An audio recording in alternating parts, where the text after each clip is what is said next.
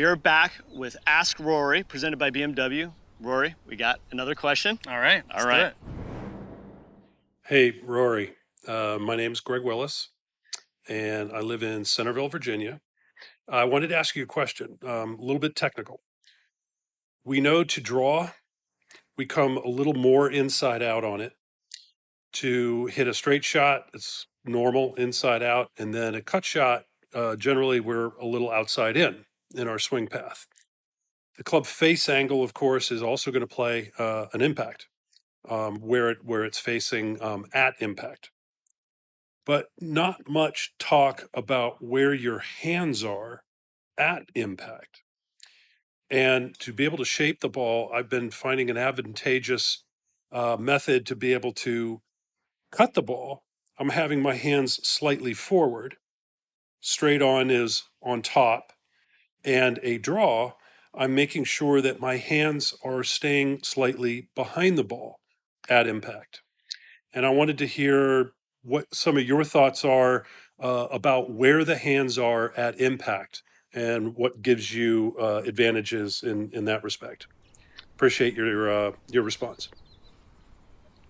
All right. All right. Cool. Very thorough. Quite the question, yeah? Okay. All right. So hand position at impact depending on shot shape. I would say it's not something I've ever really thought about. I would think more about hand position at impact depending on the trajectory of the shot I want to hit, whether I want to hit one low or hit one high.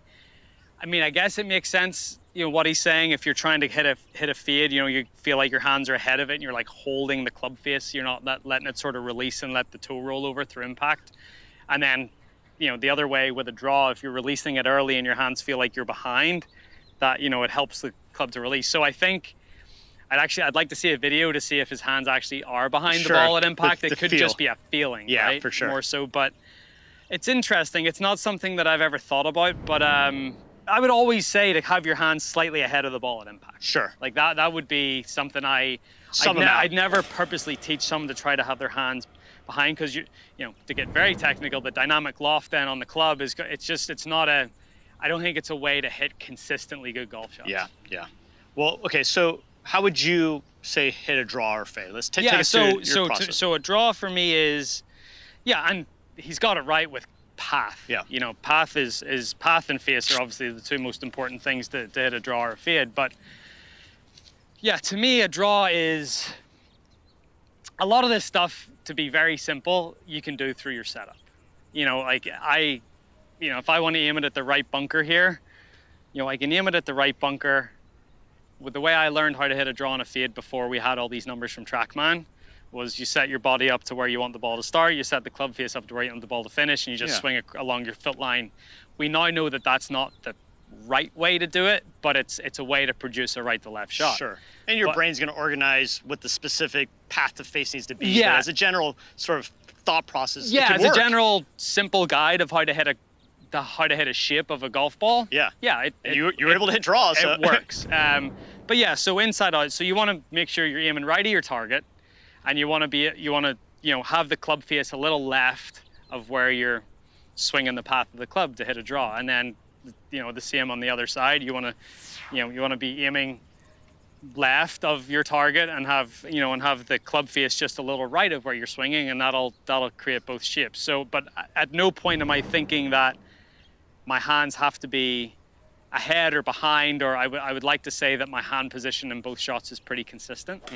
So that would be my way of trying to simplify if you're trying to hit draws and fades. So basically, get your alignment either way enough to shift the path either left or right of the target.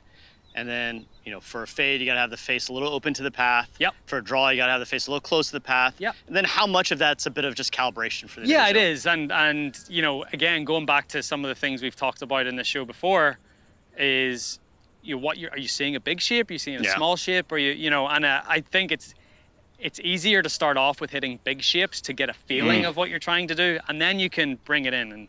And I think even if you ask me to hit a 1 yard fade, that's pretty difficult to do. Yeah. But ask me to hit a 10 yard fade, I could do that pretty easily. So can you hit a 10 yard fade? Yeah, I'm glad you got me to hit the 10 yard one and not the 1 yard one.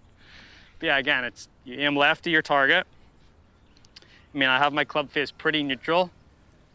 and then I'm just swinging and trying to hit that fade. All right, beautiful. But you're not getting off that easy. 1 yard fade? All right. All right.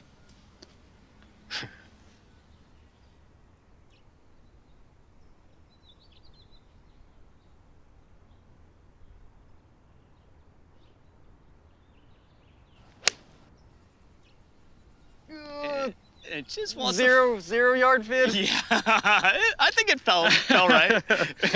Now, was the adjustment just in the setup? Just in the setup, Yeah. and yeah, I mean, the more left you feel like you're aiming, the more left you're gonna swing, and you're gonna, you know, again, subconsciously probably hold that club face off a little bit more. But yeah, it was mostly just to do with setup and just making sure that your alignment's in the right spot. Gotcha. And then obviously the opposite for the Opposite draw. for the draw. Rory, great stuff. Thank you so much. Greg, hopefully that answers your question, both with the hand position as well as how to work shots. Hopefully it'll help you work some shots next time you play even better than you already are.